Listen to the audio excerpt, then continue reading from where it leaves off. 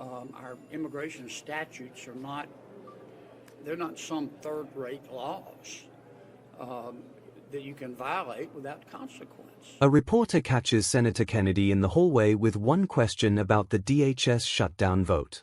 What he says in the next 90 seconds is more honest than anything you'll hear in a formal hearing. Welcome to American hearings. When Kennedy says facts don't matter right now, he's not complaining. He's diagnosing. And the diagnosis is worth hearing. On your vote today? On my what? On how you'll be planning to vote and whether you'd accept a CR for DHS if that comes up with the agreement for a 5 bills pending. Well, I'm going to vote today, of course, to get on the bill, and I'm very hopeful that we can work something out. But as I said yesterday, I've seen this vampire movie before, and the Democrats simply can't vote for a Homeland Security bill.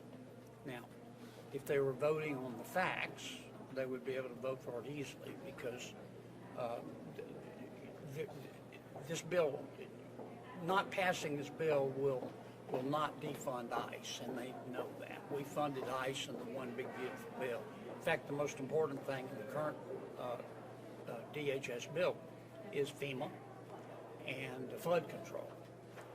But facts don't matter right now. This is a political decision. What's your reaction? And the fact is that the Karen wing of the Democratic Party is in control, and Senator Schumer and his colleagues have got to worship at that altar.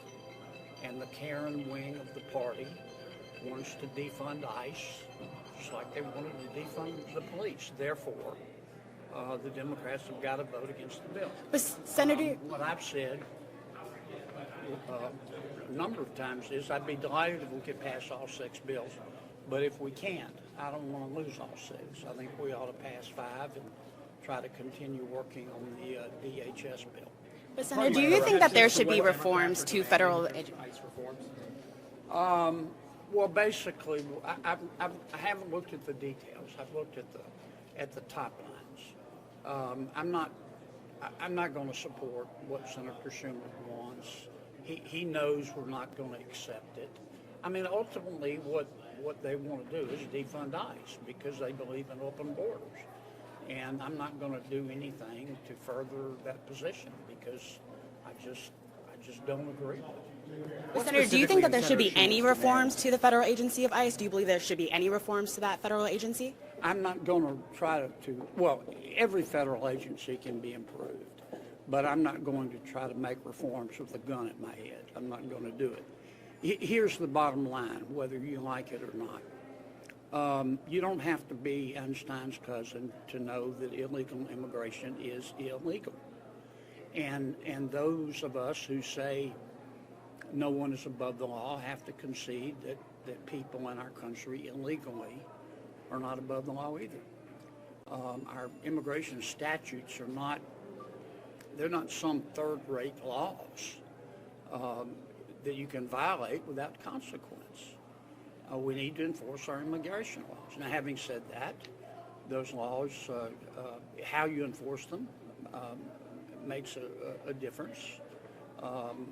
They should be enforced with due process and equal protection, and in accordance with the reasonable suspicion standards set forth by the Supreme Court in Terry v. Ohio. And it's okay to protest.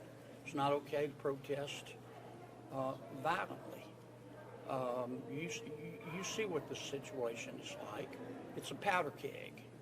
And if you go to protest but don't protest in a responsible manner, if you spit at cops and kick out the tail lights and you block the street and you get in their face and you blow whistles in their ear to the point that it hurts their hearing, that's not peacefully demonstrating. That's not peacefully protesting. So, you know, if you create a powder keg and you start giving off sparks, bad things are going to happen. the truth of the matter is most cops, including ICE officials, will leave you alone unless you do illegal stuff or unless you try to hurt them. Sir, it seems like Republicans are open to the idea of splitting up these bills. What about the politics of all of this has changed? I mean, in past shutdowns, we've seen both sides pretty much dug in. Is there something kind of encouraging you guys to, support separating DHS out? You always think it's about the politics, don't you? No, just Maybe it's about policy. Maybe it's about we've come together on 6 of the 12 appropriations bills. We've done our job. I'm not in love with all of the bills. We had to make changes to accommodate and get the votes of our Democrats. And my bill's passed, energy and water, so I'm not patting myself on the back. But people worked very hard to put these 6 bills together. And if you were presented with the choice of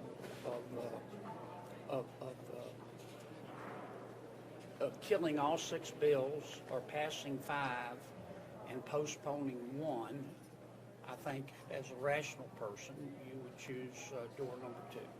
And I think that for me is what this is all about. What else?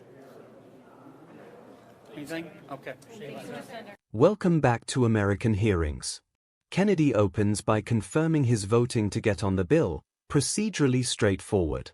Then the reporter asks about the politics, and Kennedy delivers a compressed diagnosis that covers the entire DHS funding standoff in under 2 minutes.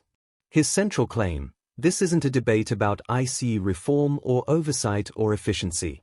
The Homeland Security bill doesn't defund ICE. In fact, ICE was funded in the One Big Beautiful Bill. FEMA and flood control are the most consequential items in the current DHS legislation. None of that matters, Kennedy argues, because the vote has already been determined by a faction that wants to defund ICE and has made that the condition for any Democratic participation. The "facts don't matter right now" line is the most honest moment in the exchange. Kennedy isn't being cynical, he's being precise. He's describing a condition where the policy content of legislation has become irrelevant because the political decision has already been made upstream. His preferred solution is pragmatic: pass the 5 completed appropriations bills. Don't let a single unresolved dispute kill 6 months of work. Separate the DHS fight and continue it, but don't hold everything else hostage to it. The reporter asks if Kennedy is open to ICE reforms. His answer is characteristically direct: every federal agency can be improved, but not with a gun to his head. He's not opposed to oversight. He's opposed to using oversight demands as leverage to defund enforcement. The closing is the Terry versus Ohio standard, which Kennedy invokes in almost every immigration context as a reminder that enforcement and constitutional protection aren't in opposition. They're the same obligation. Subscribe to American Hearings.